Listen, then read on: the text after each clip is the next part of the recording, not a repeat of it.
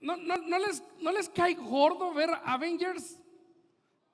A mí sí, porque yo quiero que ya pase la otra y tengo que esperarme un año para que saquen la otra. No, o sea, está padre ver, bueno, las hermanas dicen, está padre ver a Chris Evans, ¿no? Yo veo los efectos, ¿no? Y la guerra y así, todo.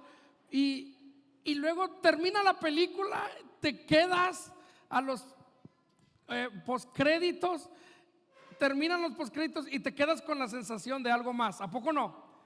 Y luego te dicen, en un año y medio sale Avengers hasta el infinito y más allá, ¿no? Y tienes que esperarte un año y medio. Un año y medio. Los de las Chivas tienen que esperarse 6 meses para ver si se pueden desquitar de lo que les hicieron ayer, ¿no? No, esa sensación, pobres de los Chivas, dicen, ya. Mis condolencias con ustedes. Pero bueno, maldito el hombre que confía en el hombre. En la vida vamos a experimentar esas sensaciones, algo más.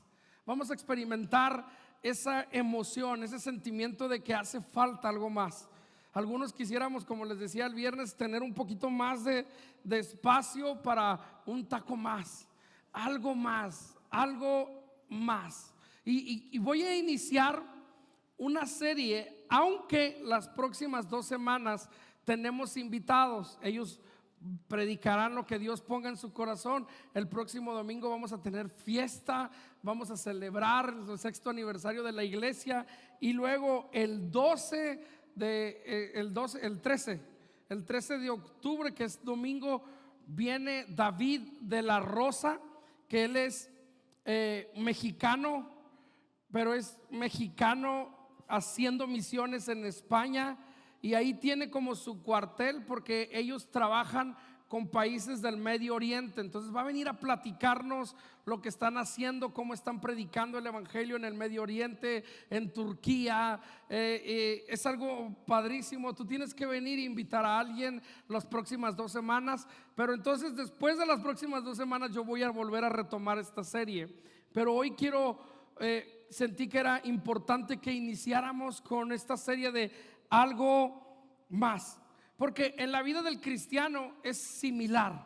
En la vida del cristiano nosotros venimos a los pies de Cristo y empezamos con mucha emoción, empezamos con muchas ganas, queremos servir, queremos hablar de nuestro primer amor y estamos, pero llega un momento en el que en la vida del cristiano dices, falta algo más, quiero algo más, ¿no? Y de eso precisamente vamos a estar hablando, porque a los discípulos les pasó igual.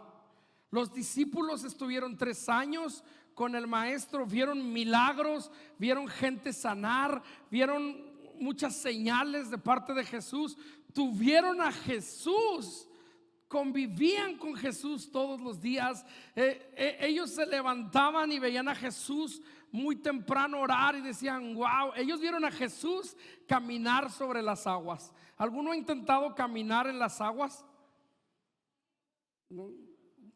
Bueno, por eso te pasa lo que te pasa con la rodilla, hija.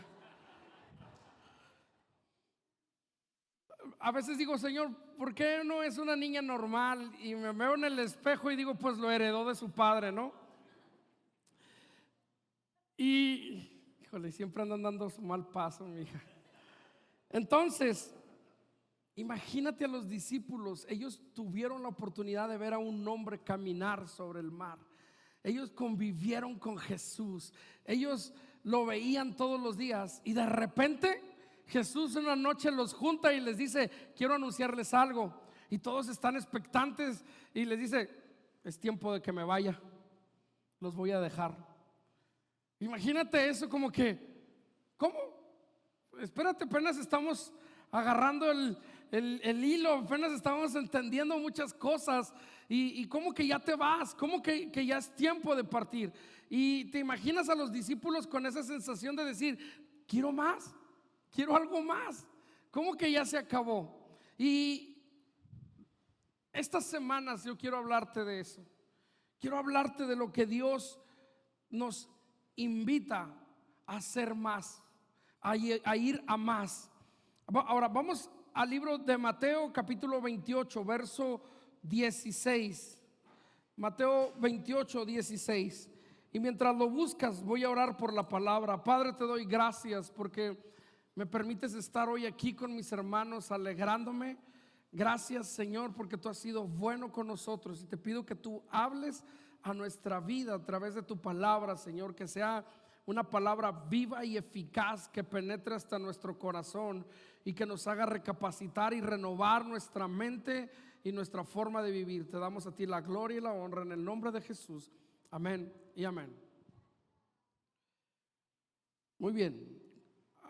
Les encargo al niño para que no distraiga a los demás.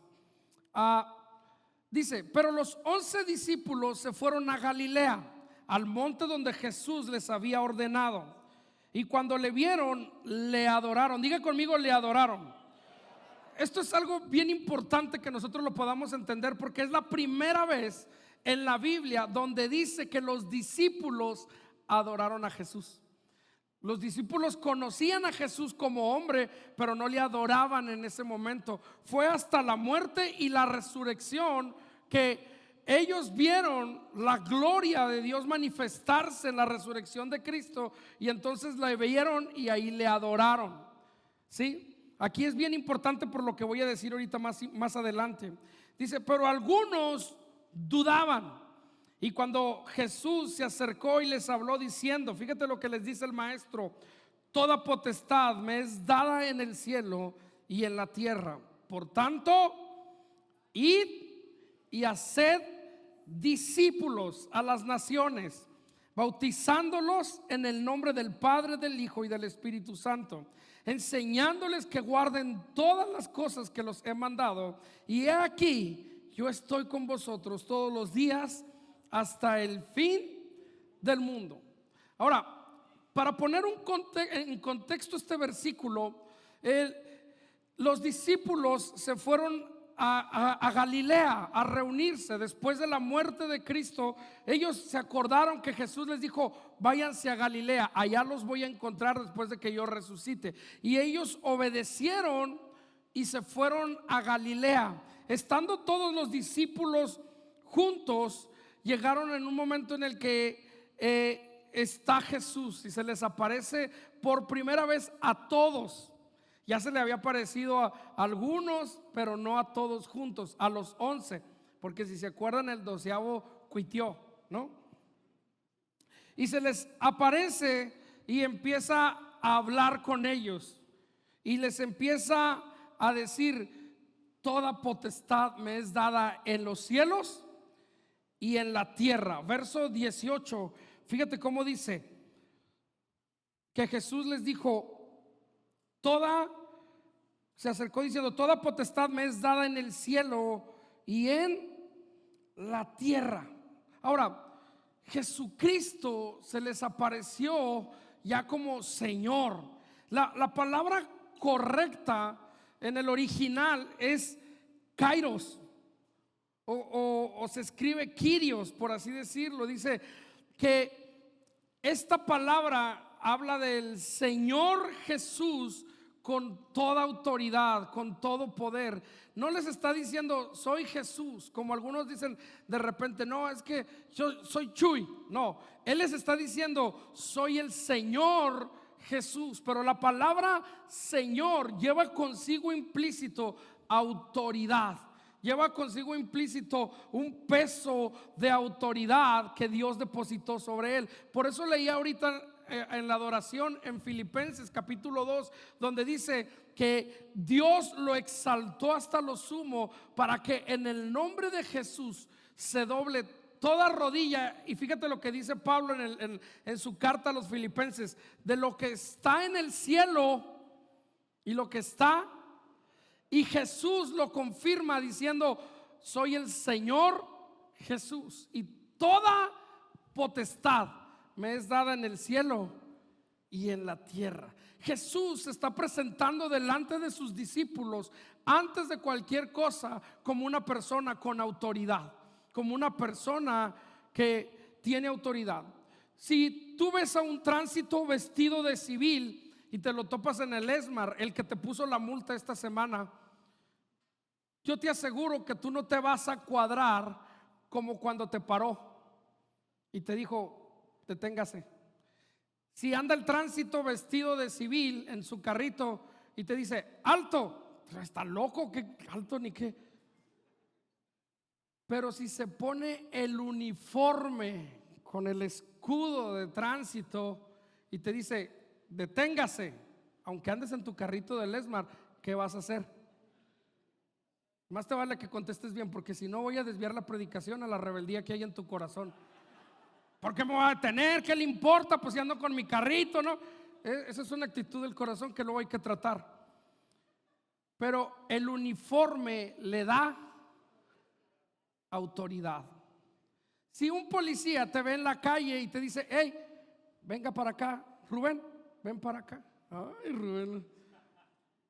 Pero ves al policía con el uniforme, ¿qué le vas a decir? ¿Está loco? Mi mamá me dijo que no hable con desconocidos.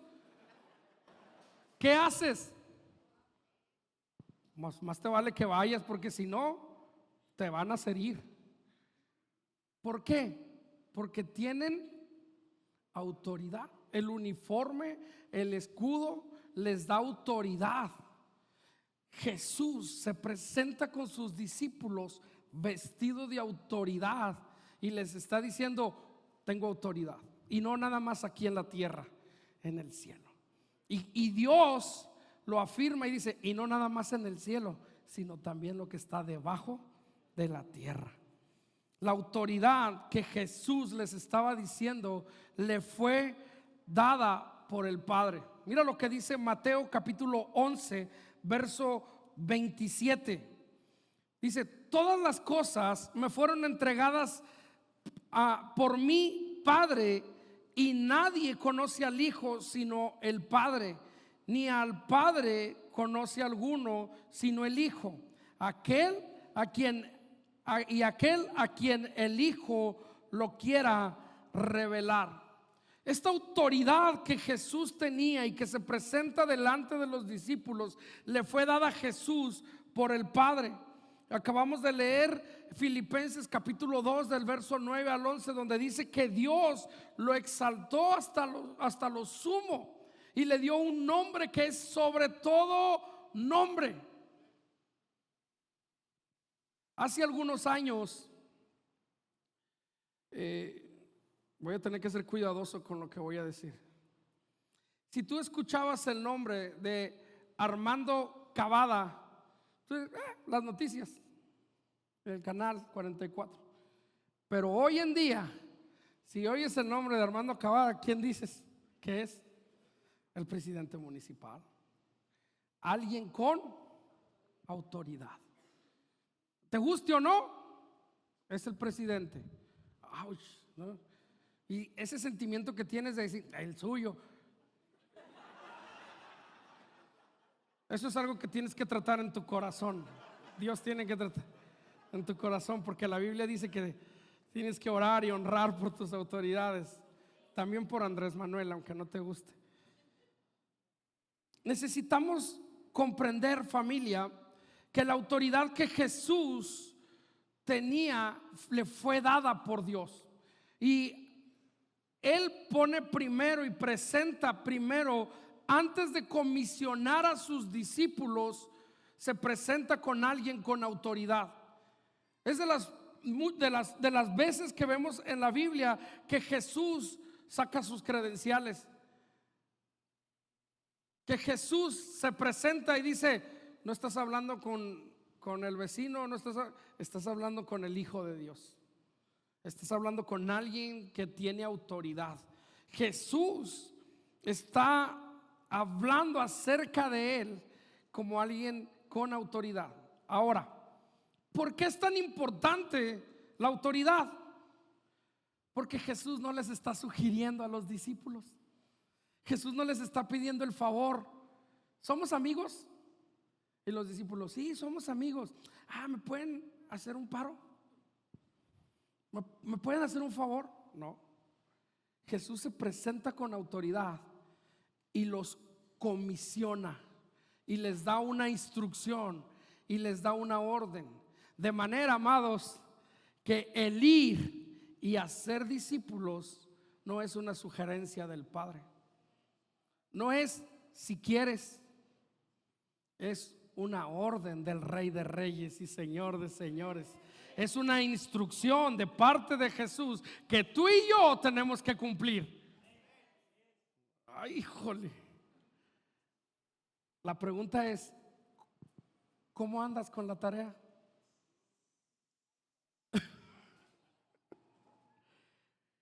Jesús les dijo, tengo autoridad. Tengo autoridad. Y la autoridad no me fue dada porque yo la pedí, fue dada por el Padre. Y tengo autoridad en el cielo y en la tierra. Y todavía Pablo en Filipenses dice, no nada más en el cielo, no nada más en la tierra, sino debajo de la tierra. Y entonces con esa autoridad Jesús les dice, entonces les tengo una comisión, les tengo un encargo. Vayan y hagan discípulos. Id y haced discípulos. No es una recomendación, no es si tú quieres, es una instrucción, es un mandato del Padre. Dios nos está llamando a ti y a mí a ser discípulos. Muchos de nosotros estamos acostumbrados a recibir. ¿A cuántos nos gusta recibir regalos? No, poquitos. ¿Cómo son mentirosos?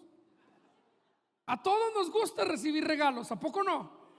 Hasta el hombre más amargado que dice en su cumpleaños, a mí no me regalen nada, no necesito nada. Y no le regala nada y ahí está chillando. Nadie me quiere, no fueron ni para darme una coca, no me regalaron nada. ¿Sí o no? No te dé pena descubrir a tu marido, no hay problema, ya lo conocemos los demás. A todos nos gusta recibir regalos, pero a pocos nos gusta dar regalos. Porque tienes que ir a comprar, tienes que ir a invertir, tienes que ir a buscar, tienes que investigar cuáles son los gustos de las personas. Yo personalmente soy una persona muy práctica, a mí no me gustan las sorpresas. Entonces yo llego con los muchachos y les digo, ya viene el Día del Padre, este es el regalo que quiero. Este año tomé la delantera y les dije, ya viene el Día del Padre, ya me lo compré, les toca de tanto a cada quien.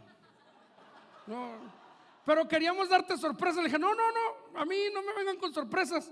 A mí lo que yo quiero. No, porque a mí las sorpresas no me gustan. ¿Sí o no? Pero el mandato de Dios no se trata de recibir. El mandato de Dios se trata de dar y de hacer. Dios no quiere que solo te quedes con la salvación. Dios no quiere que solo te quedes con lo que Él te ha regalado, con la gracia, con el favor que ha depositado sobre tu vida. Dios quiere que ahora agarres esa gracia y ese favor y lo uses para compartir con otros, y no te está preguntando si estás de acuerdo o no. Es un mandato que el que tiene la autoridad, que el Rey de Reyes, que el Señor te está dando. Tienes que ir ahora y tomar lo que has recibido de gracia, lo que de gracia recibiste. Entonces ahora ve y haz discípulos. ¿Y cómo hacemos discípulos? Primero, nos queda claro que tenemos que ir y hacer discípulos. También me queda claro que algunos, por la manera de responder, no lo están haciendo. ¿Cuántos no dan gracias a Dios? Porque ahorita vamos a hacer un llamado y te puedes pedir y pedirle perdón a Dios y decirle, Señor, perdóname porque soy desobediente. ¿Cómo le dices a tu hijo cuando no cumple un mandato tuyo? Ay, eres un amor, hijo, no importa que no hayas lavado los trastes. Ay, no te preocupes. Aquí tienes a tu madre que los lava por ti y los deja. No, te enojas. Desobediente. Bueno, cuando no cumples un mandato del Señor,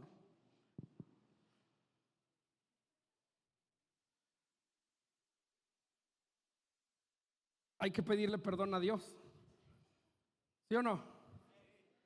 Porque ahora les voy a decir que hay algunos que dicen, yo sí hago discípulos. ¿Dónde están tus discípulos? ¿Quiénes son tus discípulos? ¿A quién estás discipulando? El silencio ya me lo dijo todo. Como 1, 2, 3, 4, 10, 24, 25, 26, 27. No, estoy contando los goles que le metieron al Chivas, pastor. ¿Cómo hacemos discípulos? ¿Cómo es ir y hacer discípulos? Muy bien, la palabra de Dios nos dice cómo hacerlo. Dice, por tanto, es una conjunción a la acción, es un llamado a la acción, es un llamado que nos está diciendo, tienes que ir, ¿no? Dios te está diciendo, tengo autoridad y tienes que hacerlo. Y entonces dice, id y haced discípulos. Pero dice, ¿cómo hacemos discípulos? Con dos cosas: bautizándolos en el nombre del Padre, del Hijo y del Espíritu Santo. Y ¿están conmigo? Ahí dice en su Biblia. Y Señor, enseñándoles a guardar todas las cosas que yo les he dicho. Es decir, primero el bautismo. ¿Qué es el bautismo? Ahorita les voy a decir con más detalle. Pero el bautismo es una muestra simbólica de la acción de arrepentimiento de una persona. Es decir, una persona que ha reconocido a Jesús como su Señor y Salvador. Es decir, la primera tarea que tenemos es predicar al Cristo vivo, es predicar el Evangelio, es decirles a la gente que hay salvación. Eso es lo primero. Y luego dice, ahora, después de eso, no le digas, listo, ya hiciste la oración, se acabó. Dios dice, no, ahora enséñales a que guarden mi palabra, lo que yo les he mandado. Enséñales cómo es que pueden apropiarse de mi palabra. La palabra discípulo viene del original. Es que cuando uso estas palabras me veo más importante, por eso las uso. Matateu, que significa, déjenme ver qué significa porque lo tenía aquí anotado.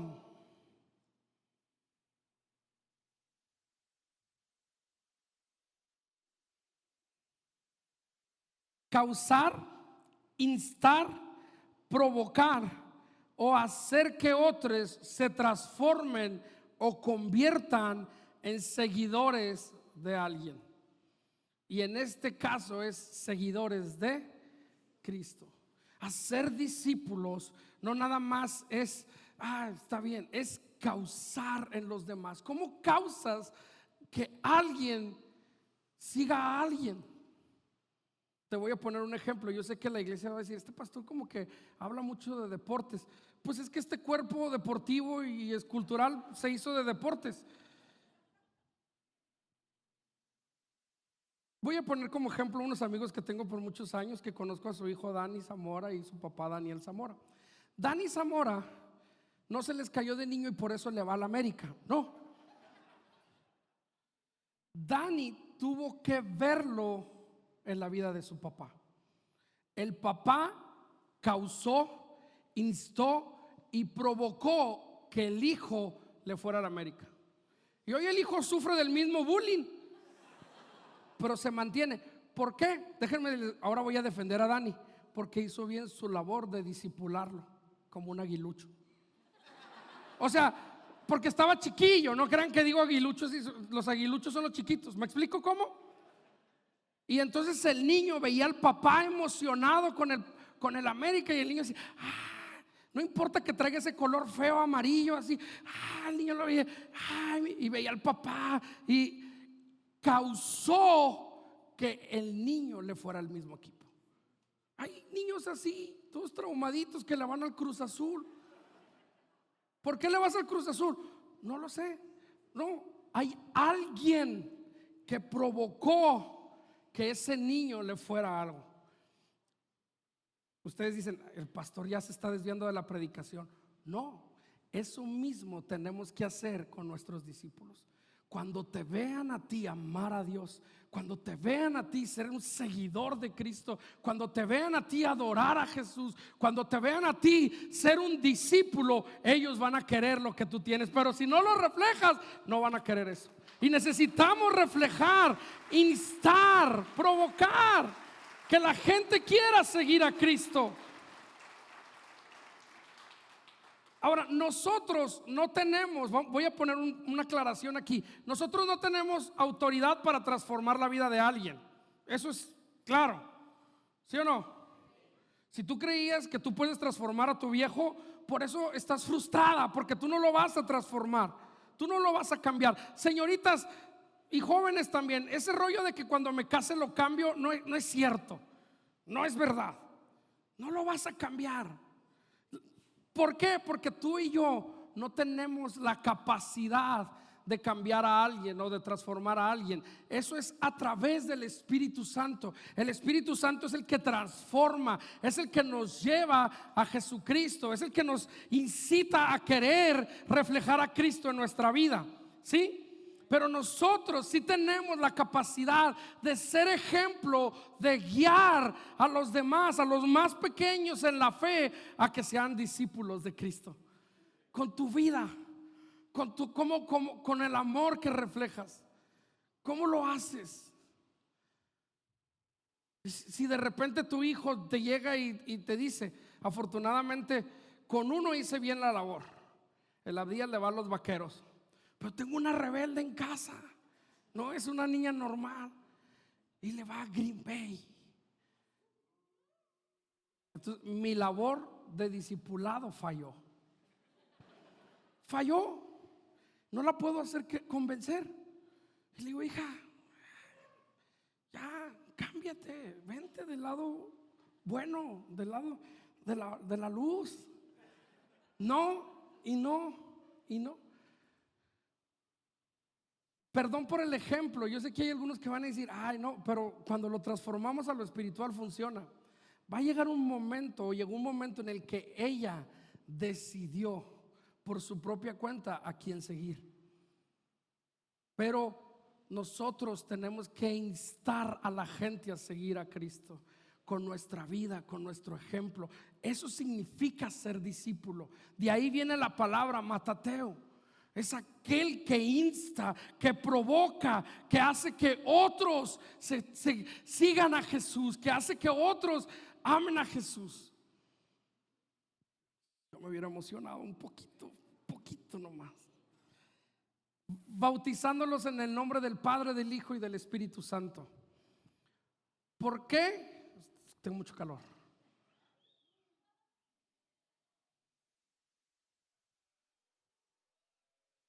¿Por qué bautizamos en Vida y Gracia? Quiero aclararte algo.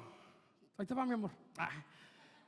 Ay, Luis, nos apagaste el romanticismo aquí. El bautismo no es una tradición en la iglesia cristiana. El bautismo es un simbolismo de la entrada al reino de Dios. Es la declaración y el reconocimiento público de tu fe, de decir, yo he decidido seguir a Cristo, yo he decidido que Dios gobierne mi vida. El bautismo por sí solo no te salva. Quiero aclarar eso. En ninguna parte de la Biblia encontramos un fundamento en el que dice que el bautismo salva. El bautismo por sí solo no te salva. Es la decisión de creer en Jesús y en hacerlo tu Señor lo que hace que te salve. Romanos nos lo dice: el que cree con todo su corazón y confiesa que Jesús es el Señor, este será salvo.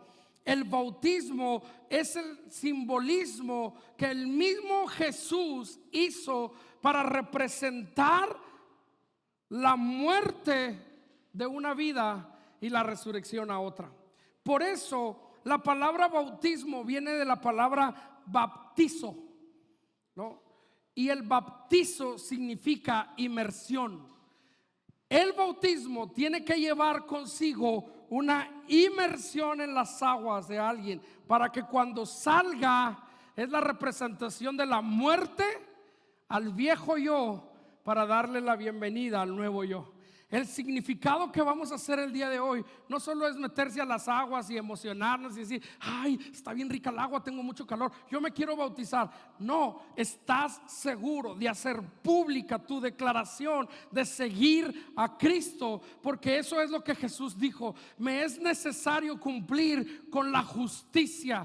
Dice, donde yo decido morir para resucitar.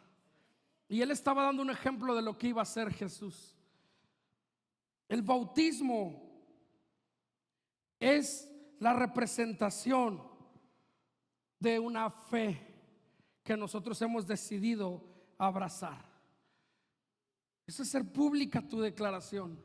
Entonces tenemos que invitar a la gente a que reciba a Jesús, a que hagan a Jesús el Señor. Por eso nuestro eslogan de estos bautismos es: de muerte a vida. ¿Por qué? Porque representa una muerte al yo anterior y viene el nuevo yo como hijo de Dios. Cada vez que alguien se sumerja en las aguas y salga, nosotros debemos alegrarnos y celebrar la vida. ¿Por qué? Porque esa persona hace pública su declaración de decir: he decidido seguir a Cristo. Esa es mi fe. Ahora, ¿por qué en Hechos Pedro les dijo: arrepentíos y bautícese cada uno de vosotros en el nombre de Jesús para perdón de los pecados y recibiréis el don del Espíritu Santo? Porque Pedro no les estaba diciendo que el poder de la salvación y el poder de perdonar pecados estaba en las aguas. Pedro les estaba hablando en un contexto a los judíos y les estaba retando y les estaba diciendo: ¿son seguidores de Jesús? Y todos: sí. Pues no queremos gente de la secreta, queremos que se bauticen, porque eso reflejaba público. Ese es el contexto que les estaba hablando Pedro a los judíos. Refleja públicamente tu fe, porque entonces estás declarando que Jesús es el Cristo. Hoy en día todavía hay judíos que siguen esperando al Mesías. Por eso es que Pedro les dijo a estos judíos y les dijo: ¿creen que Jesús es el Mesías? Sí, sí lo creemos, Señor. Bautícense para que la gente vea tu declaración de fe. Todos los hijos de Dios que tenemos la oportunidad debemos bautizarnos, porque es cuando estamos haciendo de nuestra fe pública y estamos diciendo: yo creo. Oye, a mí me bautizaron cuando yo tenía como 8 meses. A mí también. Yo vengo de un contexto, para que no piensen ni digan: ya va a hablar de la iglesia tradicional en México. No, yo vengo de un contexto, de una iglesia luterana, y ahí bautizan a los niños. A mí me bautizaron a los 8 meses. Pero en la Biblia no hay una referencia bíblica donde dice que los niños eran bautizados. Los niños eran presentados ante el sacerdote y circuncidados para cumplir con la ley, pero no eran bautizados.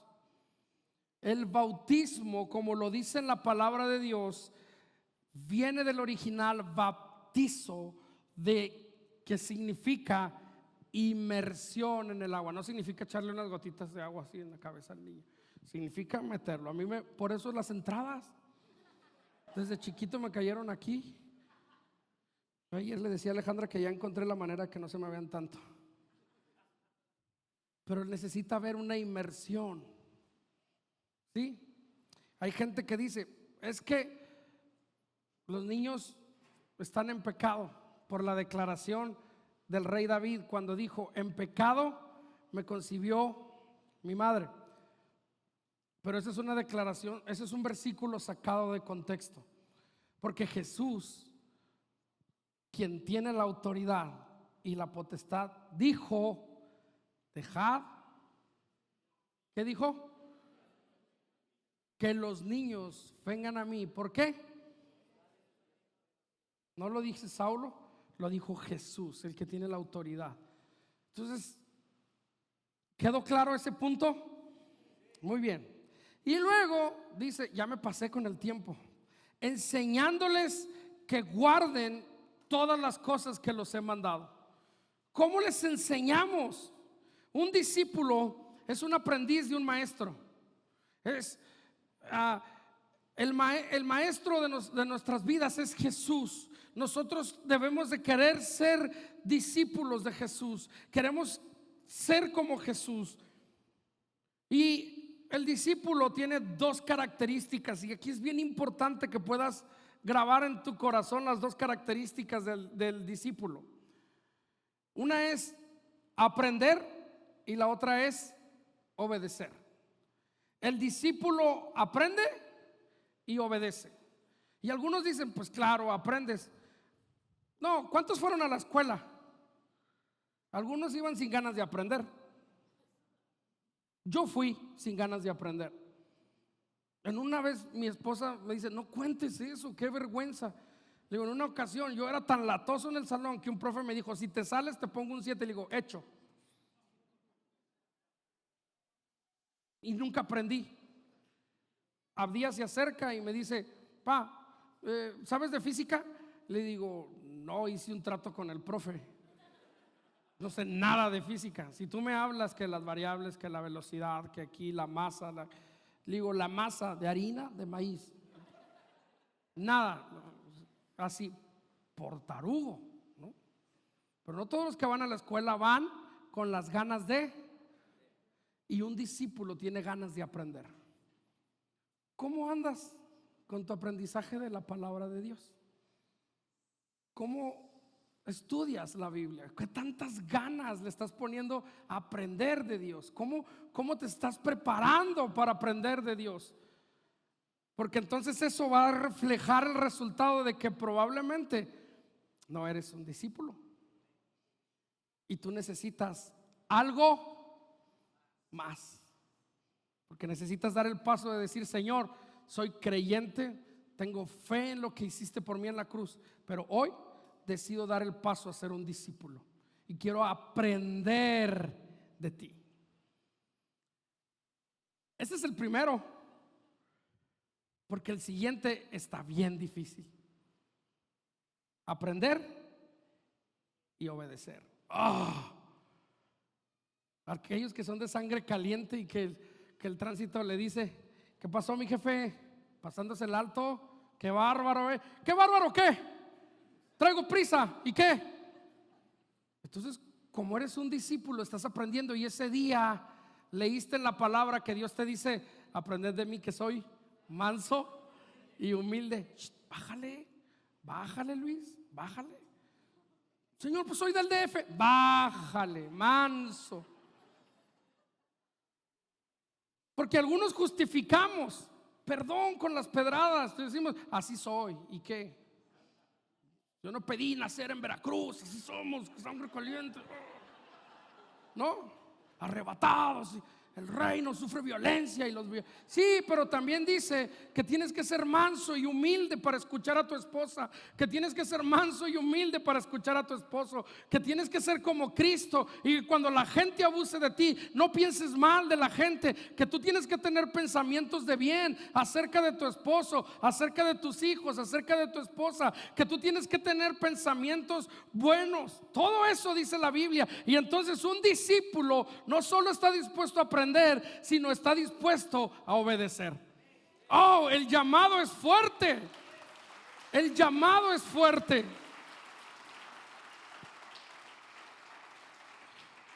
Porque además, no nada más te dice, tienes que ser un discípulo, Adrián. O sea, aprender y obedecer. El llamado es fuerte porque te dice, y luego agárrate otros y enséñales a que guarden mi palabra. ¿Y cómo les enseño, Señor? Con el ejemplo, Adrián. Imagínate a alguien que te diga, Poncho, tienes que ser manso y humilde. Sí, y está el niño, papá. El niño Díaz, papá. No, Poncho, mira, el Señor dice en su palabra que seas manso, que trates bien a tus hijos. Y Poncho agarra y dice, wow, el pastor, qué padre. Papá, ¿qué quieres, Abdías? ¿Cómo molestas? ¿No estás entendiendo que estoy hablando con la palabra del Señor aquí con este hombre de Dios?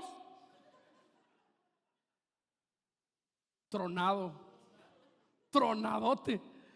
¿Por qué?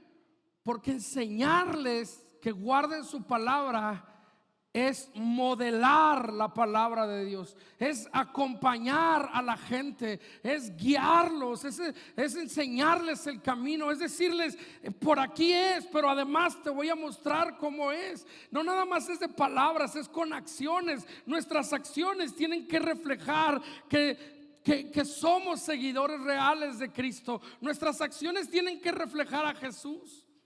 Es bien difícil, bien difícil.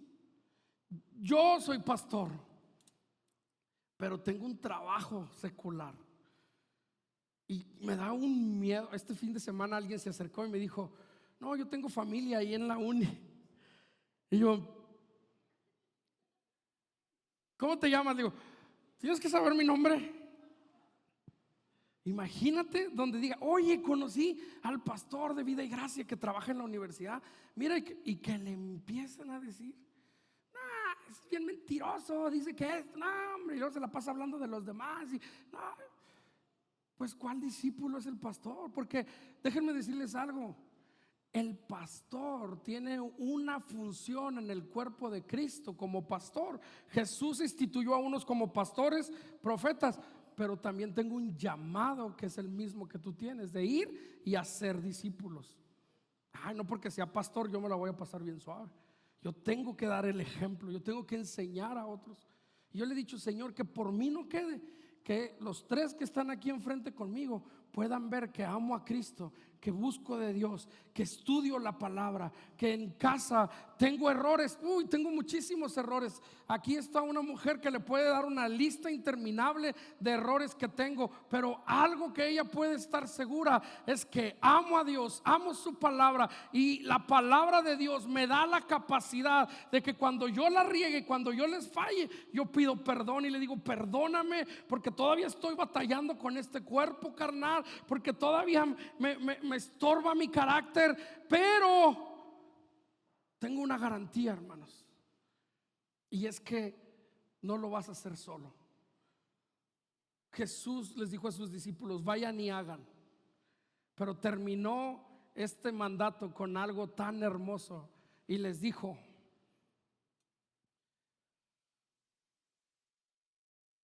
verso 28-20, enseñándoles que guarden todas las cosas que yo os he mandado, dice: y he aquí, gracias Señor, yo estoy con vosotros todos los días hasta el fin. Me ayudan con el piano. No estamos solos, no estás solo. Tienes la promesa maravillosa de que el Señor está contigo todos los días de tu vida. Dile al que está enseguida: no estás solo en tu proceso, no estás solo. Él está contigo, Él te acompaña. Entonces, cuando yo la riego, ¿quién es el que me impulsa a ir con mi familia y decirle perdón? El que me dice: fuiste áspero con tu esposa, y Dios dice que tienes que tratarla como vaso frágil, que Dios dice que tienes que ser cuidadoso con ella. ¿Quién es? El que está conmigo. Y la ventaja es que no estás solo, porque es bien difícil ser discípulo. Es bien difícil ser discípulo. No es fácil. No es fácil. Pero Dios no es como el papá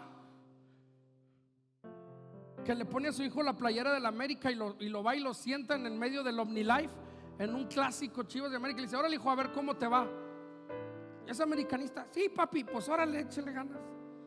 Y que lo deja ahí el papá y se va, y el niño ahí solito en medio de todo el estadio con su camisa del América, rodeado de chivistas, gritándole. Escucha lo que te voy a decir, porque algunos van a decir: qué ejemplo tan burdo el pastor de deportes. Y el papá ya disfrutando con sus amigos el fútbol, y el niño recibiendo el vituperio, el niño recibiendo los insultos, el niño lidiando con el agua. Ahí va el agua, bañándolo al niño.